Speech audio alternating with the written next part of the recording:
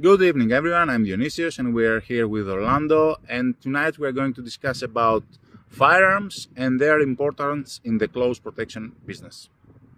Orlando, What do you want to know? is it necessary for everyone in the close protection business to know about firearms, and to what extent? Let's put it this way. It depends where you are. It depends where you're working. Now, in most places, firearms are very, very restricted. And in a lot of places, you cannot carry firearms. You cannot own firearms or be around firearms for defensive purposes. The only reason you can have firearms is for sporting purposes. I had guns in UK when they were legal. It was legal to have handguns, and you could only have them for sporting purposes. So it depends where you are. It depends what you're going to be doing. If you're providing close protection services in an area where firearms are banned, then why do you need to know about firearms? Let's use UK as an example. Everything's banned there. Their laws on weapons are extreme. Their laws on self-defense are extreme, or use of force are extreme. So I still see people providing CP courses in the UK, and they're doing pseudo firearms training with airsoft. To me, it's complete BS. You're wasting. There's no need to teach people those skill sets because they can't use them. If you're in a location where firearms are available for self-defense and close protection purposes, yeah, you need to know how to use firearms. One of the things people think is if you go to other countries, you'll be given firearms. Well, firearms are restricted in most places.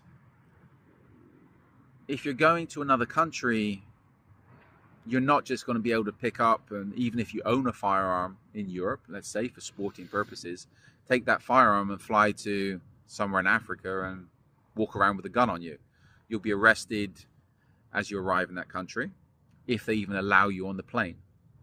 So the use of firearms, I would say, depends where you are, depends what you're doing, but it's not essential in the close protection business. Most international close protection jobs are generally unarmed due to the complexities of transporting firearms internationally, if you can own firearms in your home location.